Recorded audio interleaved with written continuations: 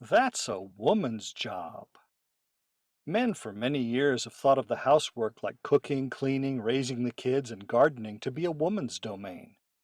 What you didn't think of was the fringe benefits that come from helping her out. Men, when you have a day off from work, your wife has been working just as hard, if not harder than you, taking care of the house and your children. In today's society, we hear about divorce constantly. How many times does an overwhelmed woman play a factor, I wonder? Men, go do the dishes, take out the trash, cook dinner, and at least once a week give her a day off. She needs time away from the family so she can continue being the loving wife and mother you love, and not the dreaded axe murderer she could become. Also, 1. If she asks you to do something a certain way, do it that way, unless it is harmful to others. 2.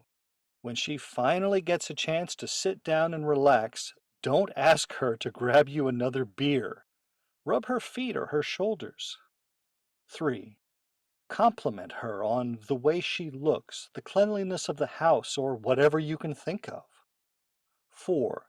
Spend time with her, listening, talking, and being another grown-up. She has dealt with kids all day. She doesn't need you always acting like another one. There is a time and place for that. 5. Treat her as an equal. God made us in His image, male and female. The Bible says to love your wife like Christ loved the church. Let the kid cry. Many of you will call me heartless or mean for this, but by the time you finish reading, you are going to have an aha moment. When I was a kid, if I was hurt, my mom would say things like, "Walk it off," or "Shake it out." If you're one of those parents that continually picks up the crying baby because he bonked his head, you are building a sissy. We need pain for two reasons. It teaches us that we shouldn't do that, and it tells us that we aren't dead yet. Those kids that get picked up every time they get a little boo-boo are going to be the ones that are weak and cannot stand up for themselves. They are the ones who get bullied, and lots of times they are the ones that can't handle life, and many times end theirs. I don't want to tell you how to raise your kids, but here are some things that have worked for me raising my four. 1.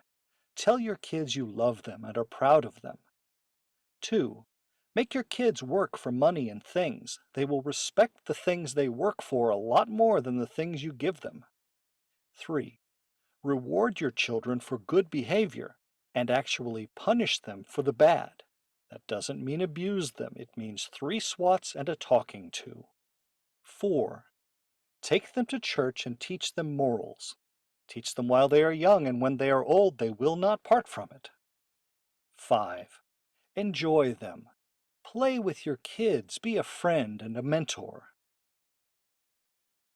Customer service. I don't know why it is so hard for the new generation to pick up a phone and talk to people themselves. Here are some easy steps to dealing with telemarketers, collection agencies, and customer service representatives. It is inevitable. You will eventually have to figure this out. 1. Be polite and patient. These people are doing a job just like you do yours. 2. Explain what you need help with. If you're going to need your account numbers, have them handy before you call. Have dates whenever available there so you can give the person the most information you can give. 3. If you cannot understand the person you're talking to, ask to speak to someone that speaks a little clearer. These people know that sometimes it is hard to understand what they are saying past their accent. It isn't rude. 4. You are a big person now.